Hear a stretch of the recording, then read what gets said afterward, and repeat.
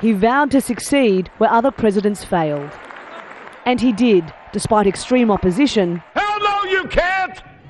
And an angry national battle, which ended in the Supreme Court upholding his policy.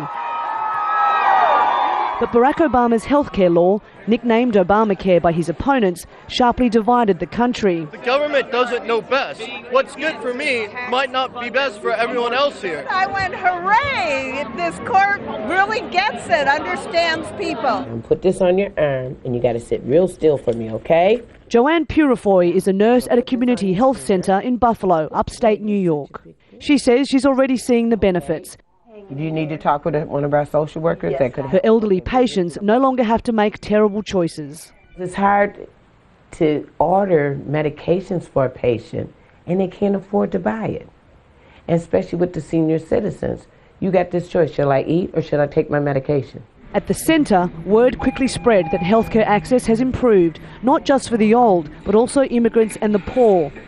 And that health insurance companies must now cover treatment for pre-existing conditions. The clinic's manager told us the financial burden has been eased. Before President Obama's healthcare plan, this clinic was forced to write off about a third of its bills because patients couldn't afford to pay up.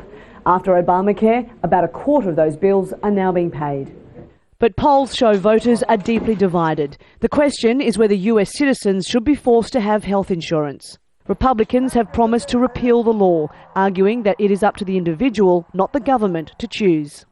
And that means that your health insurance premiums would go up by $2,500 a person. It puts the government in the doctor's office with you. The coal industry is bigger. Some political analysts believe the policy became the symbol of the growing anti-Obama movement, which led to the Democrats' losses in the 2010 midterm elections. They say the current administration simply failed to win an argument, which to some seems like common sense. If our house burns down, we understand that our neighbors who are in our insurance plan are going to contribute to rebuild our house. We seem to accept that. And that's an important tenet of insurance. So if you're going to do universal health insurance, everybody must participate. If Barack Obama does recapture the White House, the fight over his healthcare overhaul will continue at a state level. He'll soon find out whether his vision for universal healthcare becomes one of the hallmarks of his leadership or a major reason he became a one-term president. Cath, Al Jazeera.